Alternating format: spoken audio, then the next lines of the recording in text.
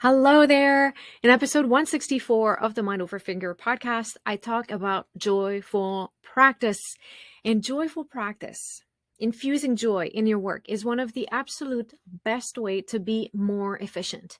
And the reason is that usually when we're experiencing joy, it means that we are connected to our values, that we're connected with our goal, that we're connected with who we are and our purpose. And usually when we're enjoying our work, we're more present. When we are more attuned, we're more perceptive. So making the effort to bring more joy in your work is one of the best way to increase your results.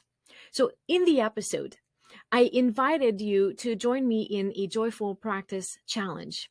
And all you have to do is commit to spending maybe 10 minutes every day for a few days in a row connecting with what makes practice meaningful, engaging, interesting, and joyful to you.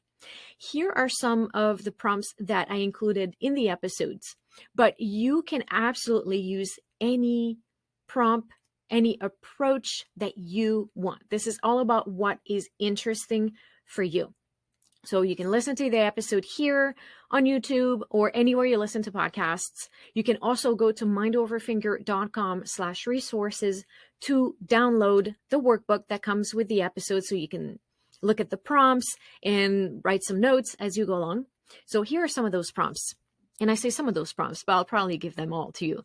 The first one is to ease into joy.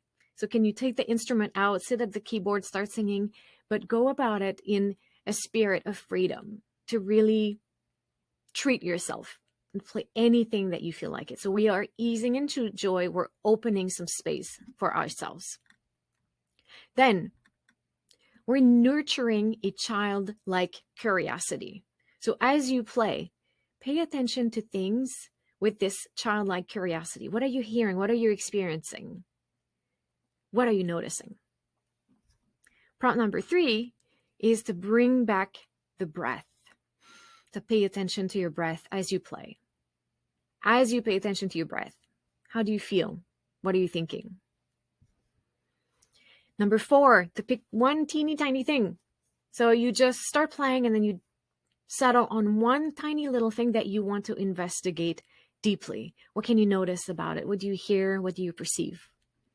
Day number 5, I talk about body scan. So as you're playing, and it could be that you're playing something that you have to practice, or it's something that you've decided to practice and play, or you're improvising maybe, just bring an attention to your body and have this attention move throughout your entire body and notice.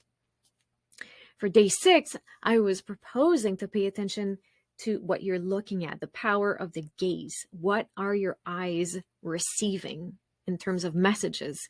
This is a really great one. Make sure to catch the episode. Day 7, how creative can you get? And that's going to be my little task for you at the end of this one. Find 5 new ways to practice on a passage. I'm going to have some questions for you about this. And then prompt number 8 was about observing fear. And prompt 8 and 9 are very, very interesting. If you're someone who's experiencing a lot of frustration in the practice, getting comfortable, paying attention, processing that fear is going to be life-changing. So prompt 8 is all about observing this fear. Why it happened, when it happened, and how it happens. And then on day 9, taming the fear. So when it happens, when we notice that it happens, we get comfortable with it. We process it. And I have a system that you can follow in the episode. Prompt number 10, time for a treat. So once again, is how can you absolutely delight yourself? So you decide what you want to play, how you want to play it, anything that you want to focus on. So this is really practicing not what you should, but practicing what you want, and in the way that you want, not in the way that you think you should. So it's absolute treat. Day 11 was how to record yourself joyfully. And you know I've shared some episodes about the record, reflect, refine technique, but there are so many ways to enjoy recording yourself. And that's one little easy way to do it. And then finally, day 12, One of my favorite came from a quote from Glennon Doyle. She says, "No shoulds, no shame, and just relentless tenderness." And I love this one.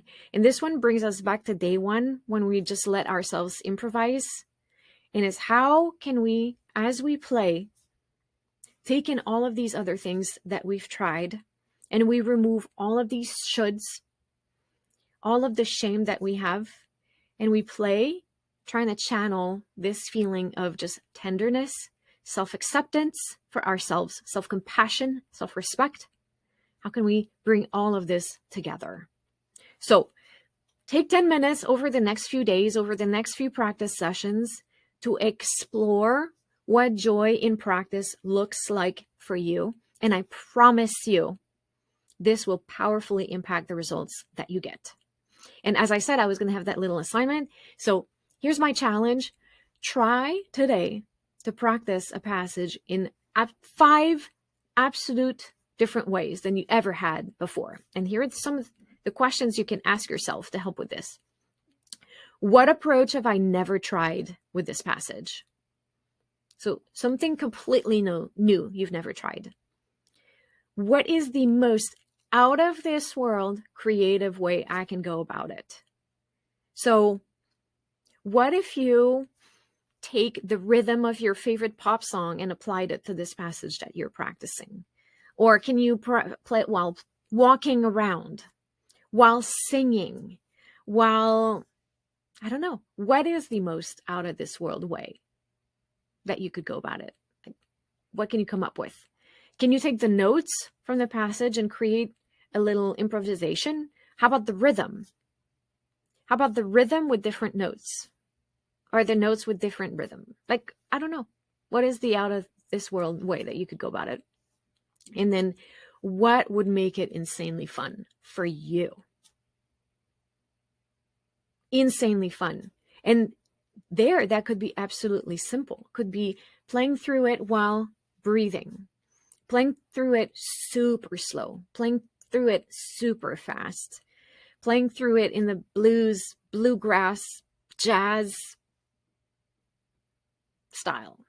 I don't know what that is for you, but 5 ways you've never practiced a passage.